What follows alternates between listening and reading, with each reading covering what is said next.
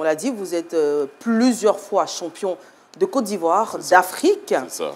Et aujourd'hui, on voit sur les réseaux sociaux que vous lisez les commentaires. Hein, ouais, ce qui se dit depuis votre défaite en Bulgarie. Il se dit que vous enchaînez les défaites, que vous devriez arrêter la boxe, etc. Comment vous appréhendez tout ça? Il n'y a rien de nouveau, au fait, sous les cieux, comme on dit, pour moi. Au fait, parce que moi, j'ai commencé ma carrière, je ne commençais pas à perdre. D'accord. 2012, ma première compétition, après 4 ans, je perds. Les gens, déjà, à l'époque, me disent « Est-ce que tu es sûr que c'est ce que tu veux faire ?» Moi, je suis passionné. Donc, quand il y a la passion, on ne calcule pas aux péripéties. Ce n'est pas ce qui nous intéresse. Moi, je suis passionné, j'aime ce que je fais. Donc, du coup, je continue de bosser avec foi. C'est la plus grande richesse que ma mère m'a léguée, la foi. En plus de la passion, c'est ce qui fait qu'on continue, parce qu'on sait qu'au fait, des gens vont toujours critiquer.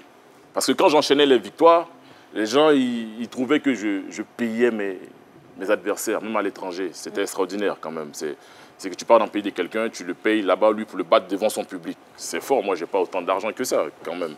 Non, mais ça prouve que finalement, quoi que vous fassiez, vous les gens vont parler. Quand vous gagnez, on vous accuse de tricher. Quand vous perdez, on vous accuse de trop perdre. Voilà, ça fait partie du jeu. Donc nous, moi, je l'accepte personnellement, et je le dis tout le temps à mes combattants, c'est pas perdre qui est le problème.